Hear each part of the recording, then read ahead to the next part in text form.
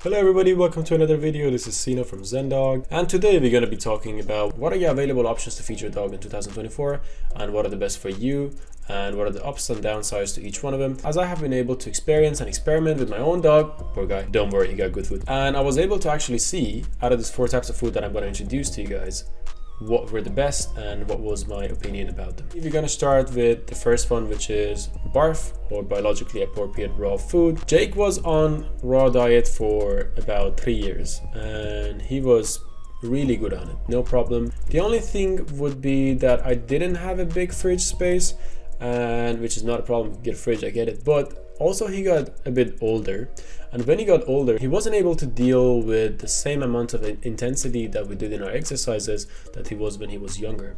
So for example, we used to love go skateboarding together and running together and playing fetch, anything that was high intensity. But as he grew older he was less likely to handle that, or he would be totally out of it after doing it for 10 minutes. So I had to find a way to enrich him a little bit more that was more on the mid intensity, which scatter feeding is my best option.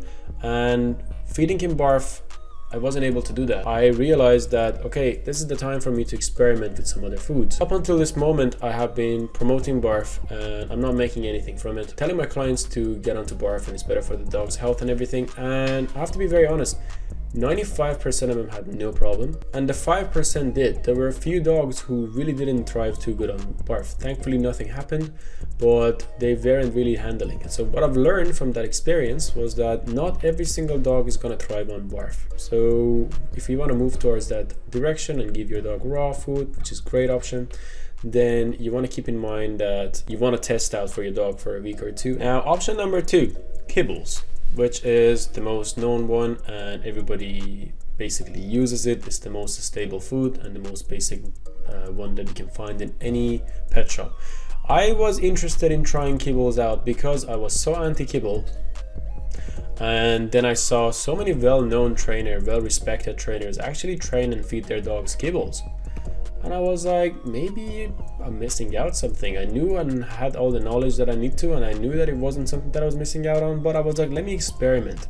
That's something that I've learned in my life, that I just really need to see if this thing works for me or not, and I'm going to experiment it in a way that it's not going to be obviously detrimental for my health or for my dogs. So I experimented with kibble for 3 months, and what I realized with kibble and just food in general is that they're meant to be getting around 70% of their hydration from their food.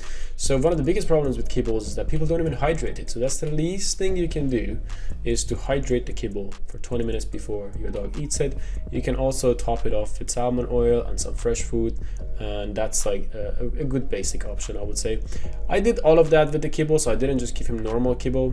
He's a little bit of a spoiled dog after 2-3 years of Barf, but what I've noticed was that he still got dehydrated. He got rashes a lot more, and I also tested it with many different brands, and I got the most premium quality kibble as well. Dehydration in overall was just always there, and also his poops were great. They were very hard. That's how the kibble is, which is a very important thing for a dog owner. If you know, you know. That was also one problem that I had with Barf, that his poop was always so random. I wasn't sure what I was going to get to see that day. After experimenting with kibble, I realized that I have no idea why people are giving themselves kibbles. I mean, I have an idea because of education and so on, but there's so many better options out there to give your dog, and they're maybe even cheaper, which is our option number 4, which I'm going to talk about soon. So option number 3 is homemade or home cooked meals, which is also a great option, but for me, I have a hard time to do that for my dog because I have to go shop and come back home and then cook it again, and then no, I can't do that. If I wasn't working at all and I had more time, I was retired, then maybe I would do that, but for me it was just not an option. I did it for a month. His digestion was fine, but it wasn't really a reliable option for me because it didn't work with my lifestyle. And the 4th option, which is the food that he's on right now, is called freeze-dried food, which is basically like kibble, but it hasn't been cooked on a high heat. It's been cooked for a longer time on a lower heat, which results in preserving the food nutrition and basically killing any bacteria that may contaminate the food. So basically freeze-dried food is in the middle of, whether you should go with kibble or Barf that's in the middle. So it doesn't have any bacteria, which is one of the downsides to Barf food, and it's not highly cooked, and which is one of the downsides to Kibble. So since I've been on this food, it's been around a month, it's actually cheaper than the Kibble, which is surprising. He has been the most balanced and nourished, if that's the right word to say, but he's the happiest and he doesn't scratch himself. I'm able to enrich him very well with the food tricks that we do together, with scatter feeding or feed him on the way, train him to feed him. So it's going to allow me that option. I don't have to put the food in the fridge, and I don't have to always, you know, keep in mind to, okay, order this many in 2 weeks and so on. After doing all these experiments over 4 or 5 years, I realized that your worst option is the Kibble. It's only a matter of education. And I would still like to know for the trainers, maybe I'll just call them out. Like, why do you give your dog Kibbles when there's freeze-dried option? I really just don't understand it. So if you guys know why, let me know in the comment section, because I'm genuinely curious.